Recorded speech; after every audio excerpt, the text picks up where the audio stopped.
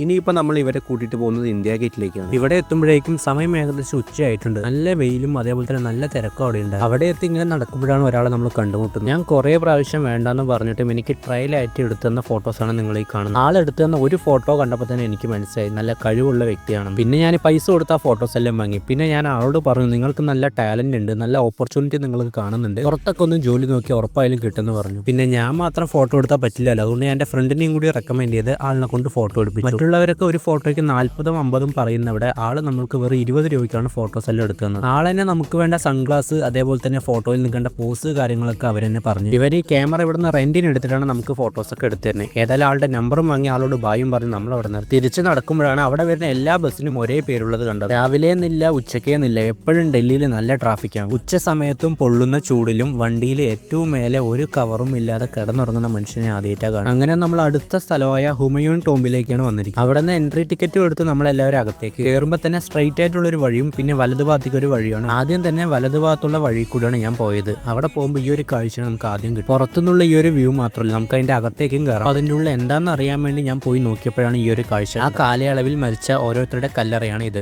ഇതിൽ ഓരോ കല്ലറയ്ക്കും ഓരോ കഥകളാണുള്ളത്. അവിടുത്തെ കാഴ്ചയും കഴിഞ്ഞ് പിന്നെ നമ്മൾ നേരെയുള്ള വഴി കൂടെ പോയി. അപ്പോഴാണ് ഈ ഒരു കാഴ്ച കണ്ടത്. അതായത് ഡൽഹിയുടെ സ്വന്തം ടൈം ക്യാപ്സുളാണ് ഹുമയൂൺ ടോംബ്.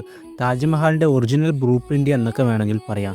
നൂറ്റാണ്ടുകൾക്ക് മുൻപ് രാജകീയ ജീവിതത്തിൻ്റെയും വാസ്തുവിദ്യയുടെയും ഒരു അടിപൊളി കാഴ്ചയാണിത്. ഇവിടെയുള്ള ഓരോ കോണിലും ഓരോ കഥകൾ ഉറങ്ങുന്ന ഒരിടം. സിമ്പിളായിട്ട് പറയുകയാണെങ്കിൽ ഹുമയൂൺ ടോംബിൻ്റെ ശവകുടീരം താജ്മഹലിന് മുമ്പാണ് ഉണ്ടാക്കിയിട്ടുള്ളത്.